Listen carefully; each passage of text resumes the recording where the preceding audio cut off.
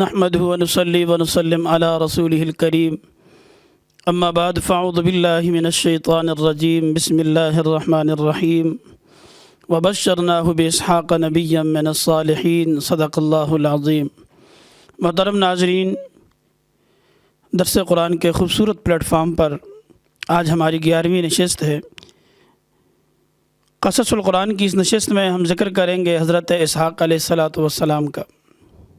حضرت اسحاق اللہ تعالیٰ کے جلیل القدر پیغمبروں میں سے اور حضرت ابراہیم علیہ السلام کے دوسرے صاحبزادے ہیں۔ اللہ تعالیٰ نے آپ کو بڑی برکت سے نوازا ہے، جس کا ذکر انشاءاللہ العزیز ہم آگے کریں گے۔ حضرت اسحاق علیہ السلام کی پیدائش تقریباً 13 یا 14 سال حضرت اسماعیل کے بعد ہے، اور آپ کی پیدائش بھی خود ایک معجزہ ہے۔ تورات میں موجود ہے کہ حضرت ابراہیم علیہ السلام کی عمر مبارک اس وقت 100 سال تھی، اور حضرت سارہ کی عمر 99 سال تھی۔ یعنی اس بڑھاپے میں اللہ تعالیٰ نے ان کو خوشخبری دی، وبشرناہ باسحاق نبیا من الصالحین، حضرت اسحاق کی۔ قرآن مجید کے اندر اس واقعے کو ذکر کیا گیا ہے، اور بڑا ہی دلچسپ اور عجیب و غریب واقعہ ہے کہ وَلَقَدْ جَاءَتْ رُسُلُنَا إِبْرَاهِيمَ بِالْبُشْرَى قَالُوا سَلَامًا قَالَ سَلَامٌ فَمَا لَبِثَ أَنْ جَاءَ بِعِجْلٍ حَنِيذٍ فَلَمَّا رَآهُ أَيْدِيَهُمْ لَا تَصِلُ إِلَيْهِ نَكِرَهُمْ فَأَوْجَسَ مِنْهُمْ خِيفَةً قَالُوا لَا تَخَفْ۔ اس واقعے کو قرآن مجید کے اندر اس طرح سے بیان کیا ہے کہ جب حضرت ابراہیم علیہ السلام کے پاس مہمان یعنی فرشتے آئے، اور انہوں نے ان کی میزبانی کی اور خوب اچھے طریقے سے ان کے لیے اہتمام کیا گھر میں، اور ایک بچھڑا ذبح کیا اور بچھڑے کا گوشت بھونا اور ان کے سامنے دسترخوان پہ لا کر حاضر کیا۔ حضرت ابراہیم کے مہمان بیٹھے ہوئے تھے، ان کے سامنے دسترخوان پر بھونا ہوا بچھڑے کا گوشت سجا ہوا تھا۔ تو حضرت ابراہیم نے دیکھا کہ یہ کھانے کی طرف ہاتھ نہیں بڑھا رہے، بلکہ اسی طرح خاموش بیٹھے ہوئے ہیں۔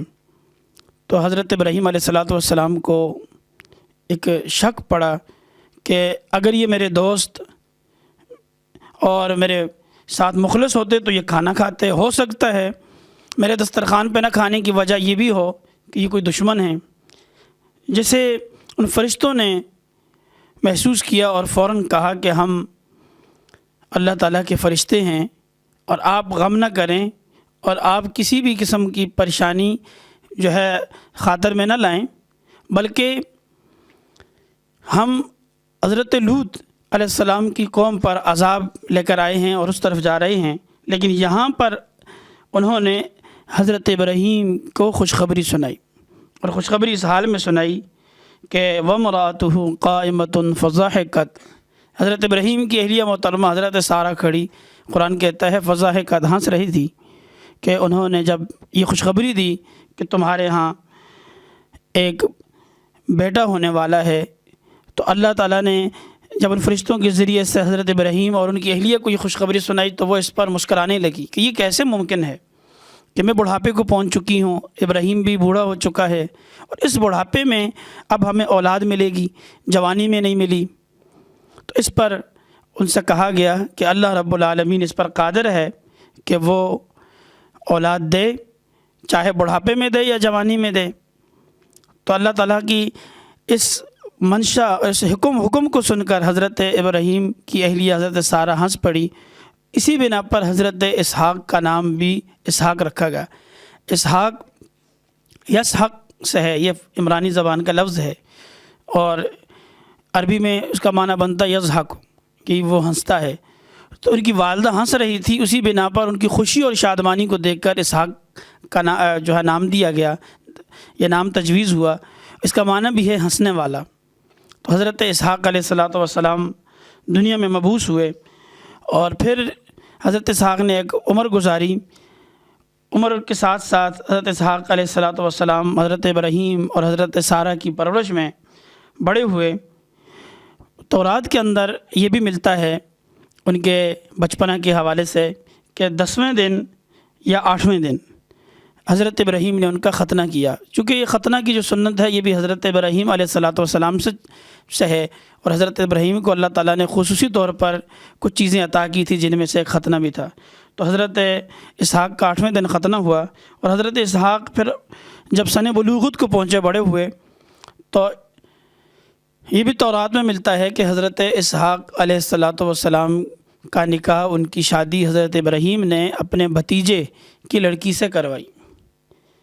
اور پھر اللہ تعالیٰ نے حضرت اسحاق کی اولاد میں بڑی برکتیں عطا فرمائی. برکتیں اس طرح سے ہوئی کہ حضرت اسحاق کے ہاں پھر یعقوب، اور پھر ایک سلسلہ ہے انبیاء کا جس کو انشاءاللہ ہم اپنے مقام پر انبیاء کے تذکروں میں ذکر کریں گے. حضرت اسحاق کے حوالے سے قرآن مجید میں ان کی زندگی کے حوالے سے، ان کی دعوت کے حوالے سے کوئی خاص ذکر نہیں ملتا، سوائے اس کے کہ وہ حضرت ابراہیم کے صاحبزادے ہیں اور حضرت اسماعیل کے بھائی ہیں اور نبی ہیں، اللہ تعالیٰ کے برگزیدہ پیغمبروں میں سے ہیں. اور اللہ تعالیٰ نے ان کی اولاد میں بڑی برکت دی ہے کہ تمام بنی اسرائیل کے جتنے بھی انبیاء ہیں سارے کے سارے حضرت اسحاق کی اولاد یعنی اولاد یعقوب ہیں.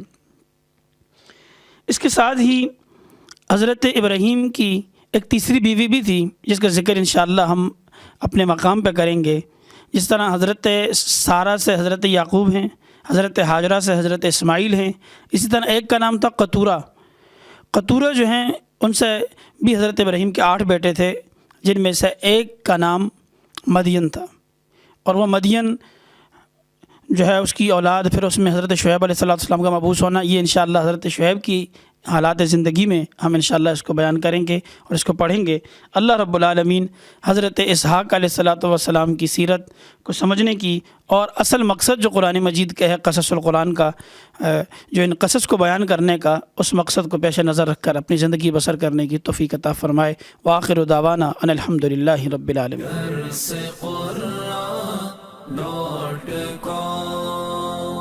www.darsequran.com